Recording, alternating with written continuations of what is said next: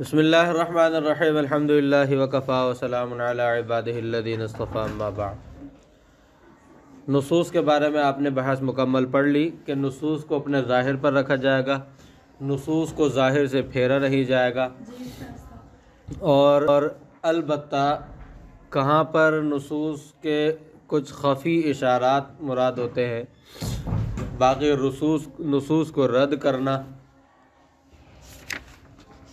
اس کے بارے میں بھی پڑھ لیا۔ نصوص کے ساتھ اہانت اور استہزاء کا معاملہ کرنا، یہ سب کفر ہے۔ پھر کچھ جزیات آپ کو بتائی تھی۔ اب یہاں سے فرماتے ہیں وَالْيَأْسُ مِنَ اللَّهِ تَعَالَى كُفْرٌ، اللہ تبارک و تعالی سے نا امید ہونا، اللہ تعالیٰ کی رحمت سے نا امید ہونا، یہ بھی کفر ہے۔ لِأَنَّهُ لَا يَيْأَسُ مِن رَّوْحِ اللَّهِ إِلَّا الْقَوْمُ الْكَافِرُونَ، اس لیے کہ اللہ کی رحمت سے نا امید کافر ہی ہوتے ہیں، مسلمان اللہ کی، مومن اللہ کی رحمت سے نا امید نہیں ہوتا۔ وَالْأَمْنُ مِنَ اللَّهِ تَعَالَى كُفْرٌ، اور اللہ تبارک و تعالی کی پکڑ سے، سزا سے بے خوف ہونا، یہ بھی کفر ہے۔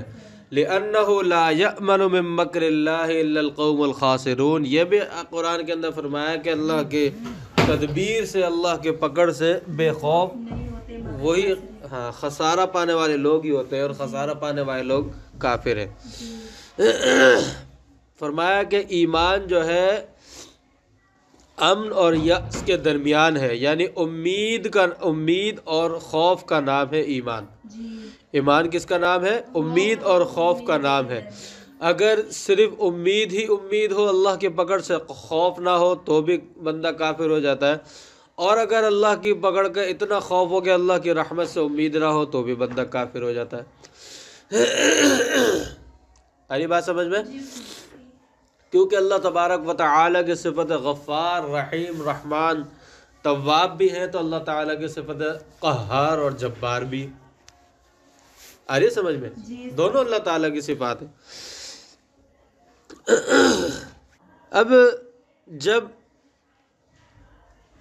اللہ تبارک و تعالیٰ کی رحمت سے امید بھی ہوگی اور اللہ تعالیٰ کی پکڑ کا خوف بھی ہوگا، تو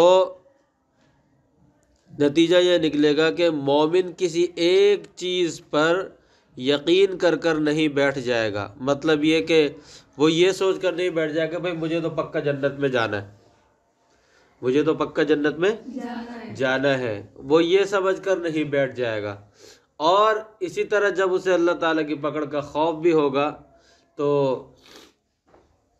وہ اسی طرح جب اللہ تبارک و تعالیٰ کی رحمت سے امید بھی ہوگی، تو اس میں بھی وہ یہ ایسا نہیں ہوگا کہ اگر کوئی گناہ گار ہے تو وہ یہ یقین کر کر نہیں بیٹھ جائے گا کہ نہیں بھائی مجھے تو جہنم میں تو ویسے بھی جانا ہی ہے، تو لہذا کیا فائدہ محنت ہے اور کوشش کرنے کا، ایسا نہیں ہوگا۔ جب اللہ تعالیٰ سے امید بھی ہوگی، خوف بھی ہوگا، تو بندہ اللہ تعالیٰ سے دعائیں کرے گا، التجائیں کرے گا، اور اپنے اور محنت اور کوشش کرے گا۔ گناہ ہو جائے گا تو اس سے توبہ کرنے کی فکر کرے گا۔ تو اس لیے اللہ تبارک و تعالی سے ایمان جو ہے خوف اور امید دونوں کے درمیان کا نام ہے۔ آ رہی سمجھ میں؟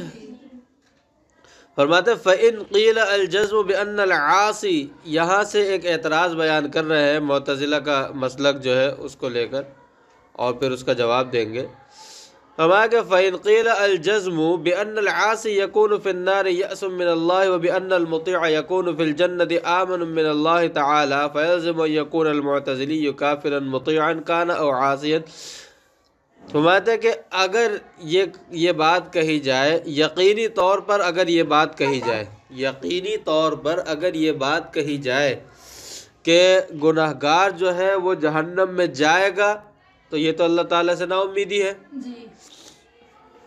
اور اگر یہ کہا جائے کہ فرما بردار جو ہے وہ جنت میں جائے گا، بس جائے گا، لازمی جائے گا، آمن من اللہ تعالیٰ، تو یہ اللہ تبارک و تعالیٰ سے کیا ہے؟ بے خوف ہونا ہے۔ تو اس سے تو یہ بات لازم آتی ہے کہ معتزلی جو ہے، ایک معتزلی جو ہے وہ تو بہر صورت کافر ہوگا، ایک معتزلی تو بہر صورت کافر ہو جائے گا۔ کیوں؟ مطیعا کان او عاصیا، چاہے وہ مطیع ہو چاہے وہ گناہ گار ہو. معتزلی یعنی یہ جو ماتن رحمۃ اللہ علیہ نے جو بات بیان کی ہے اس کو مد نظر رکھتے ہوئے ایک معتزلی تو بہر صورت کافر ہو ہی جائے گا، چاہے وہ مطیع ہو چاہے یعنی فرما بردار ہو یا نافرمان ہو. کیوں؟ لِأَنَّهُ اما آمن او آئس، اس لیے کہ اگر وہ مطیع ہوگا تو وہ اللہ تعالیٰ کی پکڑ سے بے خوف ہوگا اور بیان کے اوپر کہ وہ کافر ہے، یا اگر وہ گناہ گار ہوگا تو اللہ تعالیٰ کی رحمت سے نا امید ہوگا، اور وہ بھی جو ہے اوپر بیان کیا گیا کہ وہ بھی کفر ہے. آمن او آئس ومن قواعد اہل السنت والجماعت اللہ یکفر احدا من اہل القبلۃ، کہتے ہیں یعنی آپ نے جو یہ ابھی بیان کی ہے اوپر جو اصول بیان کیا ہے اس کی صورت میں تو معتزلی بہر صورت کافر ہو رہا ہے، جبکہ اہل سنت والجماعت کے قواعد میں سے یہ، ان کے عقائد میں سے یہ ہے کہ اہل قبلہ میں سے کسی شخص کو کافر نہیں کہا جائے گا، اہل شخص میں سے کسی شخص کو کافر نہیں کہا جائے گا. ابھی اوپر پیچھے ہم پڑھ کے آئے تو شارح فرماتے ہیں قلنا ھذا لیس بیأس ولا امن، فرمایا کہ یہ نہ یأس ہے اور نہ امن ہے. معتزلی کی جو بات ہے وہ نہ یأس ہے اور نہ یعنی نہ نا امیدی ہے اور نہ بے خوفی ہے. لأنه على تقدیر العصیان لا ییأس ان یوفقہ اللہ تعالی للتوبۃ والعمل الصالح، وعلى تقدیر الطاعة لا یأمر من ان یخذلہ اللہ تعالی فیکتسب المعاصی. فرماتے ہیں کہ یہ یأس اور امن نہیں ہے. کیوں؟ اس لیے کہ اگر وہ نافرمان ہے، اگر یعنی اس فرض کریں کہ اگر وہ نافرمان ہے تو نافرمان ہونے کی صورت میں بھی وہ اس بات سے تو بے خوف نہیں ہے، یعنی اس بات سے تو وہ نا امید نہیں ہے نا کہ اللہ تعالیٰ اس کو توبہ کی توفیق عطا فرما دے اور اعمال صالحہ کی توفیق عطا فرما دے. اس بات سے تو وہ نا امید نہیں ہے. تو جب وہ اس بات سے نا امید نہیں ہے تو پھر اس کو نا امید کیسے کہہ سکتے ہیں؟ تو اس کو کافر کیسے کہہ سکتے ہیں؟ یا دوسری صورت فرض کریں کہ وہ نیک ہے، فرما بردار ہے، نیک ہے، لیکن وہ اس بات سے تو بے خوف نہیں ہے نا کہ اللہ تعالیٰ اس کو رسوا کر دے یا وہ گناہوں میں مبتلا ہو جائے، اس سے تو وہ بے خوف نہیں ہے نا، اس کا تو اسے خوف پھر بھی لگا ہوا ہے نا. تو یہ پھر بے خوف نہیں ہوا، امن نہیں ہوا، اس وجہ سے معتزلی بہر صورت کافر نہیں ہوگا. وَبِهَذَا يَظْهَرُ الْجَوَابُ لِمَا قِيلَ أَنَّ، اور فرمایا کہ اسی بات سے یہ جو شارح نے جواب دیا ہے اسی سے وہ جواب بھی ظاہر ہو گیا لما قیل، جو کہا جاتا ہے کہ ان المعتزلی اذا ارتکب کبیرۃ لزم ان یصیر کافرا لیأسہ من رحمت اللہ ولاعتقادہ انہ لیس بمؤمن. یہ جو کہا جاتا ہے کہ معتزلی اگر وہ کبیرہ گناہ کا ارتکاب کرے گا تو وہ لازمی طور پر، یقینی طور پر وہ کافر ہو جائے گا، کیونکہ وہ اللہ کی رحمت سے نا امید بھی ہے اور اس لیے کہ اس کا اعتقاد بھی یہ ہے کہ مرتکب کبیرہ مومن نہیں ہے. جب مرتکب کبیرہ مومن نہیں ہے تو وہ اللہ کی رحمت سے نا امید ہو گیا، اور جب اللہ کی رحمت سے نا امید ہو گیا تو اس صورت میں بظاہر تو یہی ہے نا کہ وہ کافر ہوگا. لیکن فرمایا کہ شارح نے جو جواب دیا ہے، شارح فرماتے ہیں اس سے اس بات کا بھی جواب ہو گیا. کیوں؟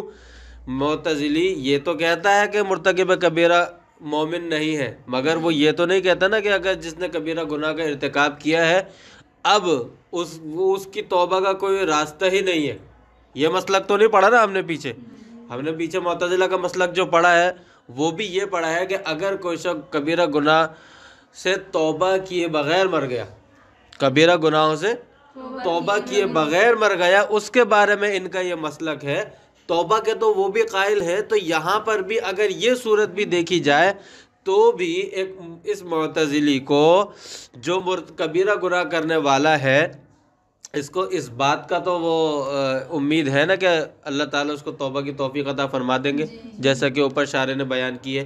تو اس وجہ سے بھی اس کو کافر نہیں کہہ سکتے. وذالک، اور فرمایا اس لیے کہ لأن لا نسلم ان اعتقادہ استحقاق النار، یلزم الیأس، کہ اور یہ بات، ایک تو یہ بات ہے، اور دوسری وجہ یہ بھی ہے کہ معتزلی جو ہے وہ کافر نہیں ہوگا۔ اس کی ایک دوسری وجہ یہ بھی ہے کہ اس کا یعنی معتزلہ، ہمیں یہ بات تسلیم نہیں ہے کہ معتزلہ کا، کسی معتزلی کا اگر یہ اعتقاد ہے کہ کبیرہ گناہ کی وجہ سے اس کے لیے وہ جہنم کا مستحق ہو گیا، اگر کسی معتزلی کا یہ اعتقاد ہے کہ کبیرہ گناہ کرنے کی وجہ سے وہ جہنم کا مستحق ہو گیا، لیکن یہ نا امیدی کو مستلزم نہیں ہے، نا امیدی کو مستلزم، ہمارے نزدیک یہ نا امیدی کو مستلزم نہیں ہے، تو اسی لیے فرماتے ہیں کہ جب نا امیدی کو مستلزم نہیں ہے تو وہ کافر بھی نہیں، وہ کافر بھی نہیں ہے۔ وَأَنَّ اعْتِقَادَ عَدْمَ إِيمَانِهِ الْمُفَسَّرِ بِمَجْمُوعِ التَّصْدِيقِ وَالْإِقْرَارِ وَالْأَعْمَالِ بِنَاءً عَلَى انْتِفَاءِ الْأَعْمَالِ يُوجِبُ الْكُفْرَ هَذَا وَالْجَمْعُ بَيْنَ قَوْلِهِمْ لَا يُكْفَرُ أَحَدٌ مِّنْ أَهْلِ الْقِبْلَةِ وَقَوْلِهِمْ يُكْفَرُ مَنْ قَالَ بِخَلْقِ الْقُرْآنِ أَوْ اسْتِحَالَةِ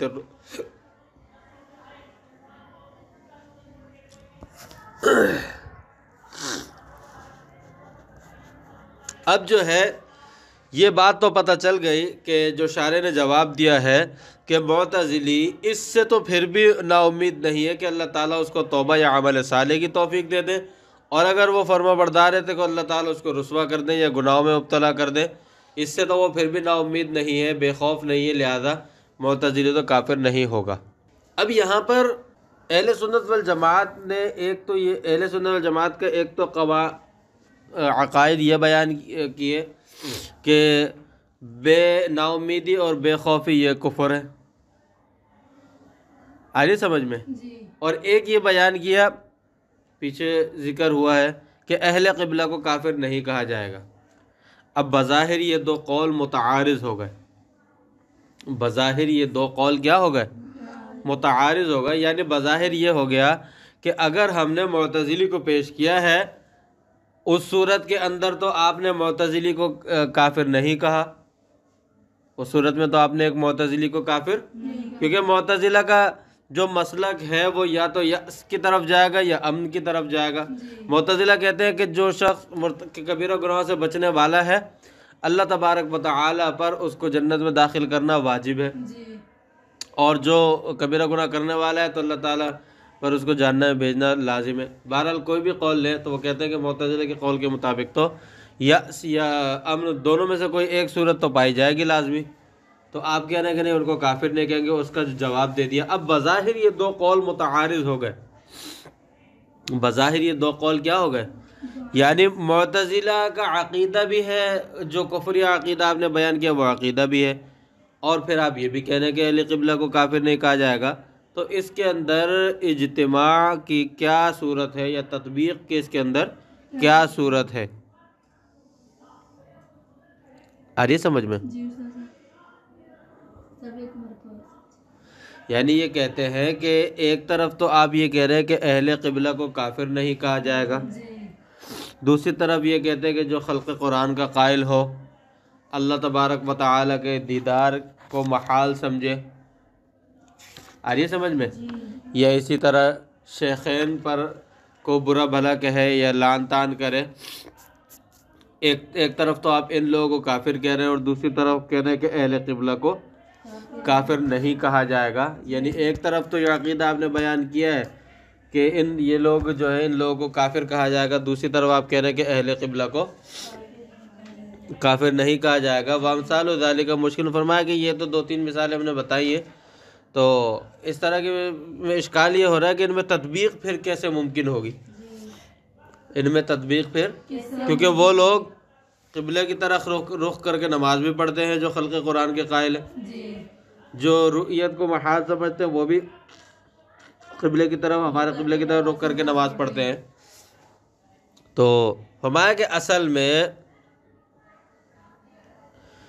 بات یہ ہے کہ یہ جو بات کی گئی ہے کہ اس کے اندر جو اعتراض اشکال پیدا ہو رہا ہے اس میں تطبیق ممکن ہے، اس میں تطبیق کئی طریقوں سے ممکن ہے۔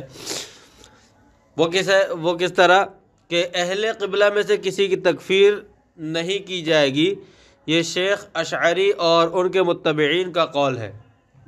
شیخ اشعری اور ان کے متبعین کا قول ہے، اور اسی طرح ملتقی کے اندر امام ابو حنیفہ رحمۃ اللہ علیہ سے بھی یہی قول منقول ہے، اور جو ہے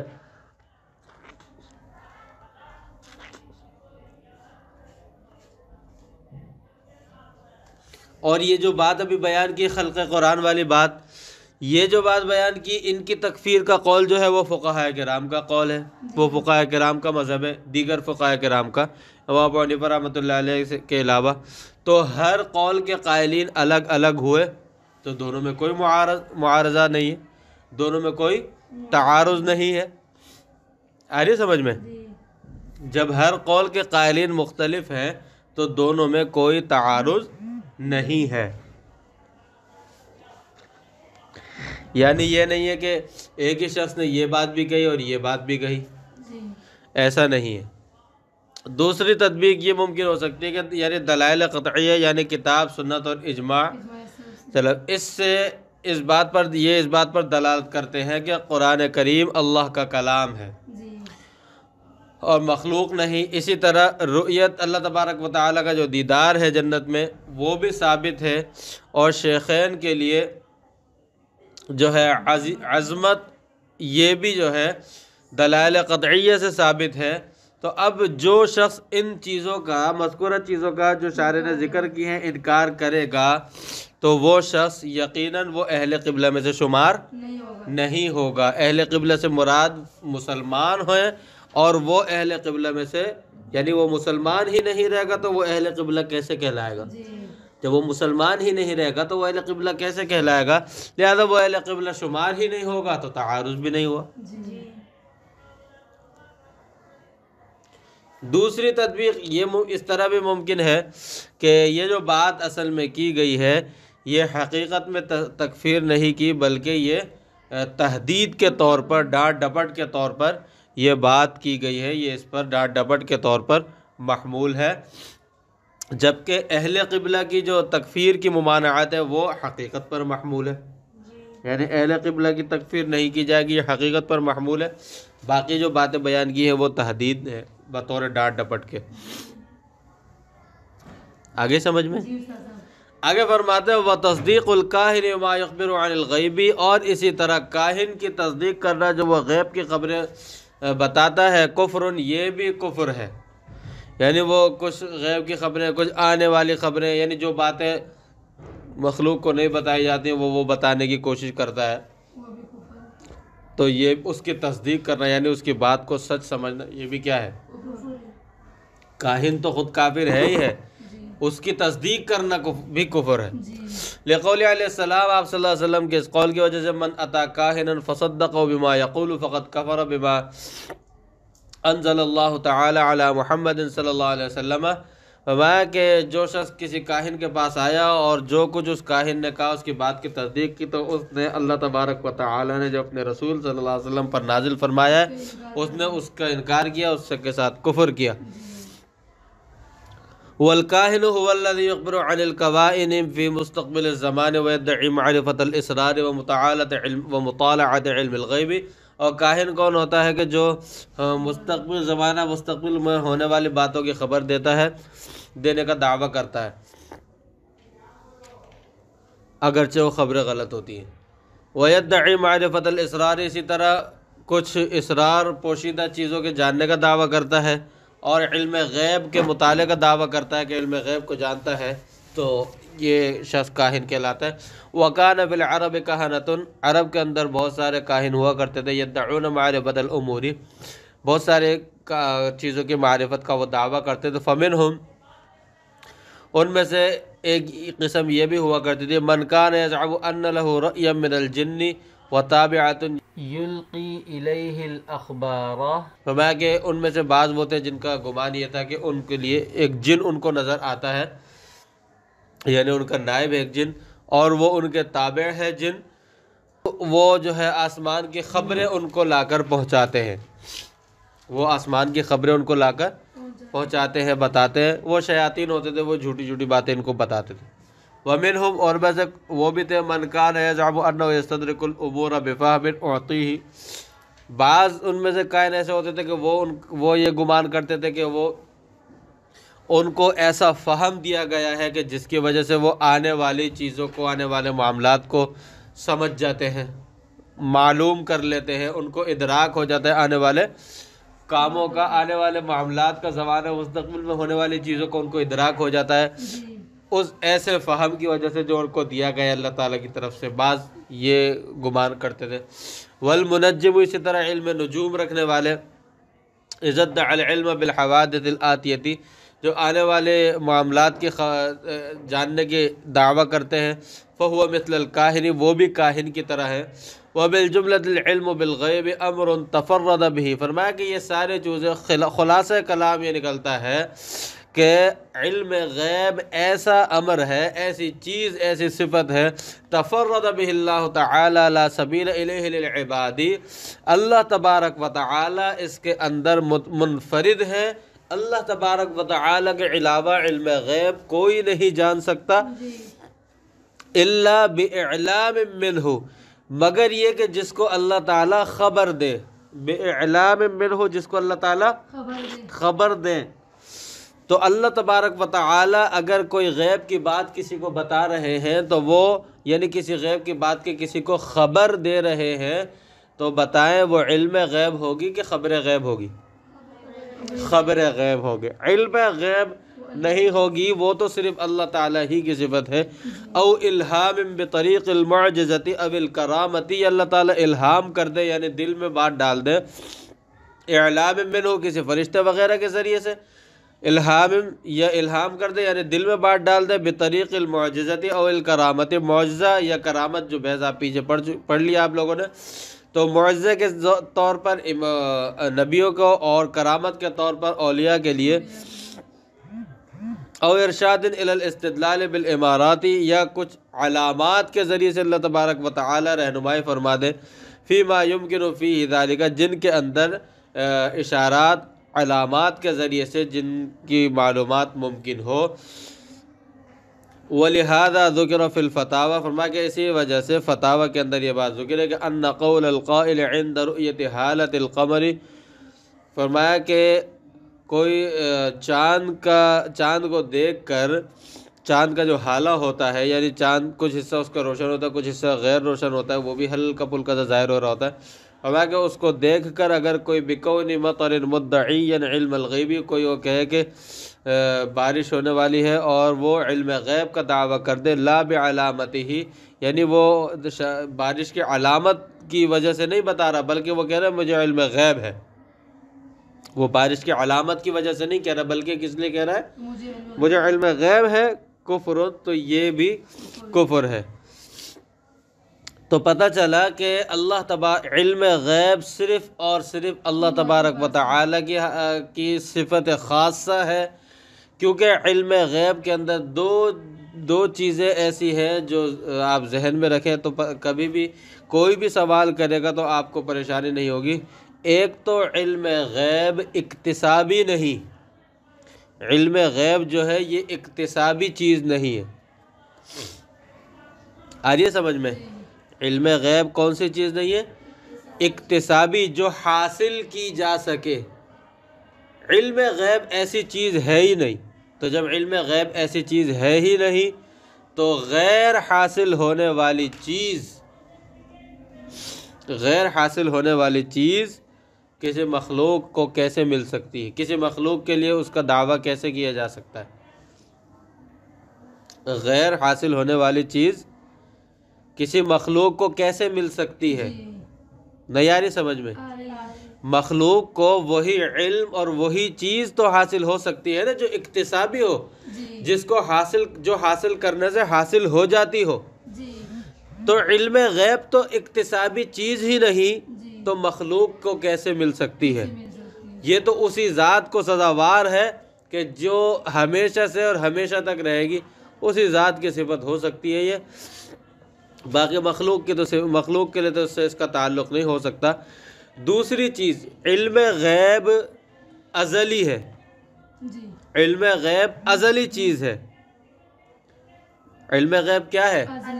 اور ازلی اور حادث کا کوئی جوڑ نہیں، ازلی اور حادث کا کوئی جوڑ نہیں، مخلوق کوئی بھی ہو وہ حادث ہے، ازلی صرف اللہ تبارک و تعالی کی ذات ہے، تو ازلی کا حادث کے ساتھ کوئی جوڑ نہیں ہے، اس لیے بھی علم غیب کسی مخلوق کو حاصل نہیں ہو سکتا۔ البتہ جو باتیں بتائی جاتی ہیں وہ ہوتی ہے خبر غیب۔ وہ کیا ہوتی ہے؟ خبر غیب اکتسابی بھی ہے، اور جب وہ خبر دی جا رہی ہے اس وقت اس کا وجود ہو رہا ہے تو وہ حادث بھی ہے، اس کا وجود، اس خبر کا وجود ہو رہا ہے تو وہ خبر کیا ہوئی؟ حادث بھی ہوئی اور اکتسابی بھی ہوئی۔ تو اگر کسی مخلوق کو اگر خبر غیب حاصل ہوتی ہے اس کو علم غیب سمجھنا یہ گمراہی اور کفر ہے، یہ گمراہی اور کفر ہے۔ تو پتہ چلا کہ اللہ تعالیٰ کسی کو خبر تو دے سکتے ہیں مگر علم غیب کسی کو حاصل نہیں ہو سکتا۔ آگے فرماتے ہیں والمعدوم لیس بشیء، فرماتے ہیں کہ معدوم کوئی شے نہیں ہے، معدوم کوئی شے نہیں ہے۔ اب یہاں پر فرماتے ہیں والمعدوم لیس بشیء جو کہا ہے، اب اس کا مطلب کیا ہے؟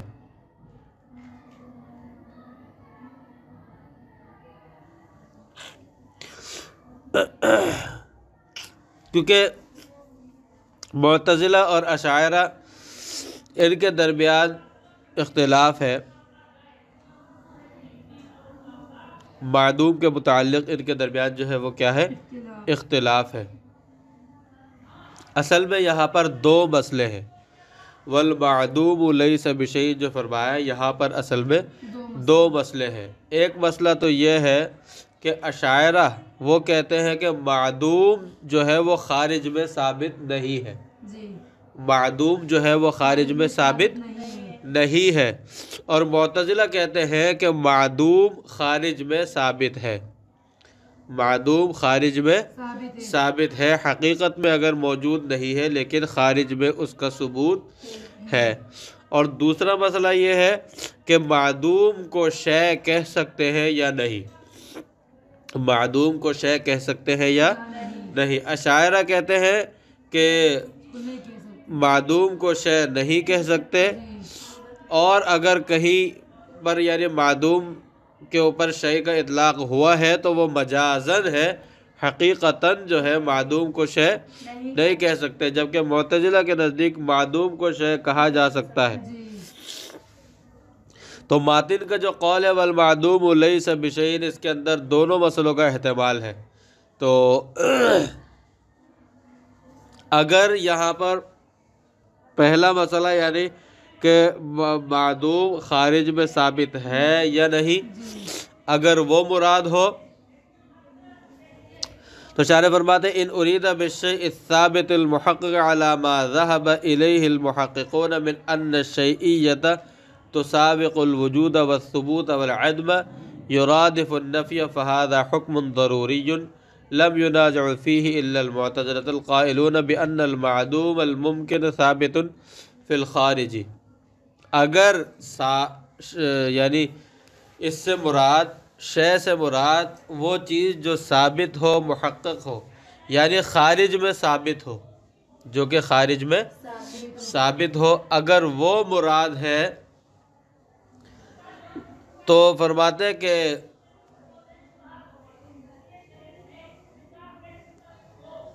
اس صورت میں یعنی شے سے مراد وہ چیز جو خارج میں ثابت ہو وہ مراد ہو تو عدم اس کے منافی ہے۔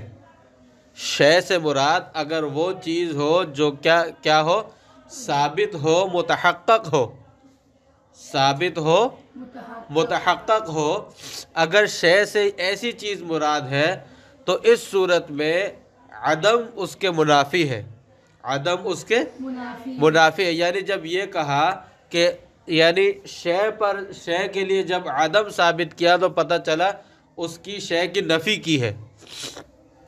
شے کی کیا کی ہے؟ نفی کی ہے. والعدم یرادف النفی فہذا حکم ضروری لم ينازع فیہ الا المعتزلہ. یعنی اگر اس صورت میں شارح نے مسئلہ اشاعرہ کا مسئلہ بیان کیا ہے اور اس کے اندر معتزلہ کا اختلاف ہے. وہ کہتے ہیں کہ معدوم جو ہے وہ ممکن ہے اور خارج میں ثابت ہے. معدوم جو ہے وہ ممکن ہے اور خارج میں ثابت ہے.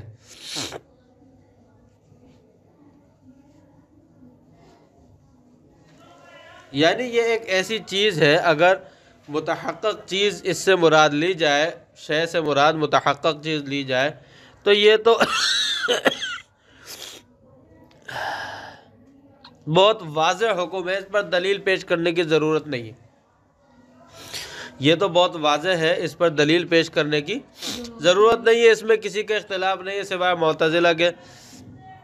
جو معتزلہ کا اختلاف ہے وہ کہتے ہیں کہ معدوم جو ہے وہ خارج میں ثابت ہے، جبکہ اشاعرہ کہتے ہیں کہ نہیں، معدوم جو چیز ہے ہی معدوم وہ خارج میں ثابت نہیں ہے. وہ خارج میں یعنی جو چیز ہے ہی معدوم وہ خارج میں ثابت کیسے ہو سکتی ہے؟ بھئی معدوم چیز ثابت کیسے ہو سکتی ہے؟ اشاعرہ کا کہنا یہ ہے، جبکہ یہ لوگ کہتے ہیں نہیں خارج میں ثابت ہے، اگرچہ حقیقت میں وہ معدوم ہے، حقیقت میں ثابت نہیں لیکن خارج میں وہ ثابت ہے. معتزلہ یہ کہتے ہیں، لیکن آپ کو پتہ ہے شارح نے یہاں پہ یہ بات بیان کر دی فَهَذَا حُکْمٌ ضَرُورِيٌّ کہ یہ تو ایک بدیہی اور واضح سی بات ہے. یا معتزلہ کا فضول میں اختلاف ہے. یہاں پر معتزلہ کا اختلاف جو ہے یہاں پر کیا ہے؟ فضول ہے. اور اگر اس سے مراد دوسرا مسئلہ ہو کہ یعنی معدوم کو شے کہہ سکتے ہیں یا نہیں، معدوم پر شے کا اطلاق ہو سکتا ہے یا نہیں، اگر یہ دوسرا مسئلہ یہاں پر مراد ہو تو اس صورت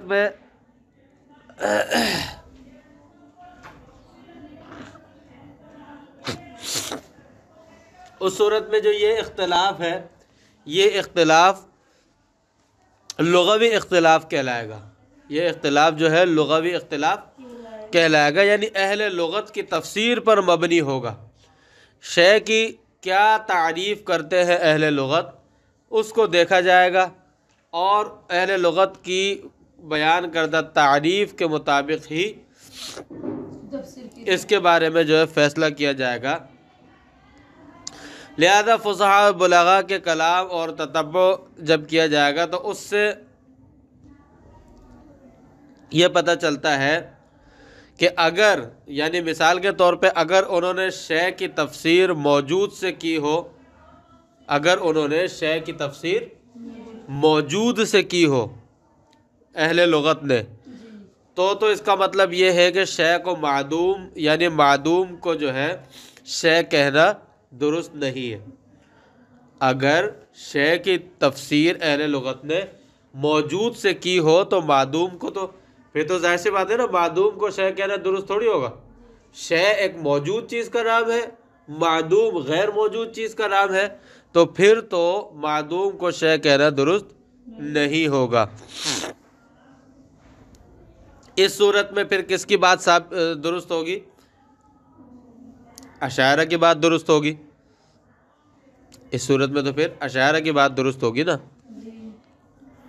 اور اگر اہل لغت نے شے کی تفسیر موجود سے نہیں بلکہ معلوم سے کی ہو، موجود سے نہیں بلکہ معلوم سے کی ہو کہ شے اس چیز کو کہتے ہیں جو معلوم ہو، موجود ہو یا نہ ہو، اس سے بحث نہیں ہے.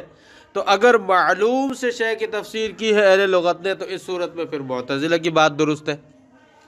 کیوں؟ وہ اس لیے درست ہے کہ یہاں پھر وجود عدم وجود کی بات ہی نہیں ہو رہی. تو اس صورت میں یعنی شے معلوم وجود بھی چاہے وہ موجود ہو یا غیر موجود ہو، لیکن پھر معلوم والی صورت میں اس کو شے کہہ سکتے ہیں. یعنی پھر معدوم کو شے کہہ سکتے ہیں اگر اہل لغت نے شے کی تفسیر معلوم سے کی ہو. آ رہی بات سمجھ؟ لیکن قرآن کی جب آیات ہم دیکھتے ہیں تو اس سے بظاہر اشاعرہ کے قول کی تائید ہوتی ہے. اشاعرہ کے قول کی ہاں، یعنی شے کا اطلاق جو ہے وہ موجود پر ہی ہوتا ہے، معدوم پر نہیں ہوتا. مثال کے طور پہ اللہ تعالیٰ نے فرمایا اولم یر الانسان انا خلقناہ من قبل ولم یک شیئا. ولم یک، جب وہ اس کا وجود نہیں تھا، جب اس کا وجود نہیں تھا، یعنی انسان نہیں دیکھتا کہ ہم نے اس کو پیدا کیا اس سے پہلے، جبکہ ولم یک شیئا وہ کوئی شے نہیں تھا، مطلب یہ کہ اس کا وہ موجود نہیں تھا، اس کا وجود نہیں تھا. تو یہاں پر بھی شیئا کو موجود سے تعبیر کیا گیا ہے، معلوم سے نہیں. آ رہی سمجھ میں؟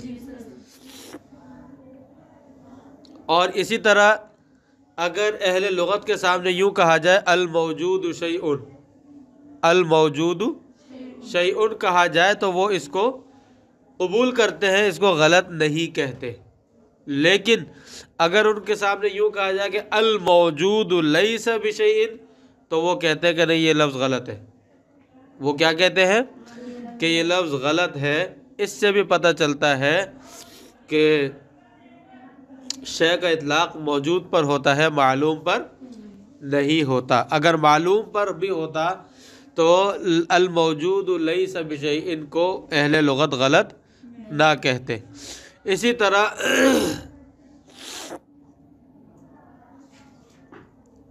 معتزلہ بھی اپنے استدلال کے طور پر آیات قرآنیہ پیش کرتے ہیں. وہ کہتے ہیں کہ یہاں پر شے کا اطلاق معدوم پر بھی ہوا ہے، تو اس کا جواب ہم یہ دیتے ہیں کہ یہ مجاز پر محمول ہے. اس کا جواب ہم یہ دیتے ہیں کہ یہ کس پر محمول ہے؟ یہ مجاز پر محمول ہے. مجازاً اس کو شے کہہ دیا گیا. جیسے وَلَا تَقُولَنَّ لِشَيْءٍ إِنِّي فَاعِلٌ ذَلِكَ غَدًا إِلَّا أَن يَشَاءَ اللَّهُ. آپ ہرگز نہ کہیں کسی چیز کے لیے انی فاعل کہ میں کل یہ کروں گا ضرور، الا یشاء اللہ مگر یہ کہ اس کے سو معلق کرے کہ اگر اللہ تعالیٰ جائے. تو فلا تقولن لشیء، یہ شے اس کے لیے کہا گیا ہے جو ابھی موجود نہیں ہے، موجود ابھی نہیں ہے. تو معتزلہ کہتے ہیں کہ یہاں پر تو معدوم کے لیے شے کہا گیا. اس طرح انما امرہ اذا اراد شیئا، اللہ تعالیٰ جب کسی شے کا ارادہ کرتے ہیں تو پتہ چلا ابھی وہ موجود نہیں ہے، مگر اس کے لیے بھی شے کا لفظ استعمال کیا گیا. تو وہ کہتے ہیں ان آیات سے تو معلوم ہو رہا ہے کہ معدوم کے لیے بھی شے کا استعمال کیا گیا. تو اس کا جواب یہ ہے کہ یہ ان کو مجازن شے کہا گیا، اور ما یعول کے اعتبار سے مجازن ان کو شے کہا گیا اور ما یعول کے اعتبار سے کہا گیا، کیونکہ آگے جا کر ان کا وجود ہونے والا ہے، آگے جا کر ان کا وجود ہونے والا ہے، یہ موجود ہونے والی ہے، اس لیے ان کو شے کہہ دیا. وَإِنْ أُرِيدَ أَنَّ الْمَعْدُومَ لَا يُسَمَّى شَيْئًا، اور اگر مرادیوں کے معدوم کا نام شے نہیں رکھا جاتا فَهُوَ بَحْثٌ لُغَوِيٌّ، تو یہ ایک لغوی بحث ہے. مبنی علی تفسیر الشیء، یہ شے کی تفسیر پر مبنی ہوگی. بِأَنَّ الْمَوْجُودَ أَوِ الْمَعْدُومَ، کہ اس کی تفسیر موجود کے ذریعے سے یا معدوم. أَوْ مَا يُصْلِحُ أَن يُعْلَمَ، یا جو اس کے مناسب ہو. وَيُخْبَرَ عَنْهُ، کہ وہ معلوم ہو اور اس کے بارے میں خبر دی جا سکے، یعنی ایسی چیز جس کے معلوم ہو اور اس کے بارے میں خبر دی جا سکے. فَالْمَرْجُعُ إِلَى النَّقْلِ وَتَتَبُّعِ مَوَارِدِ الْاِسْتِعْمَالِ، تو صورت کے اندر جو منقولات کی طرف رجوع کیا جائے گا، اور استعمال یعنی فصاحہ و بلاغہ اہل لغت کے جو استعمال ہے اس کی طرف، اس کے اندر تلاش کیا جائے گا، اس سے پتہ چل جائے گا جو بحث آپ کے سامنے ابھی بیان ہو گئی. وآخر دعوانا الحمد للہ رب العالمین.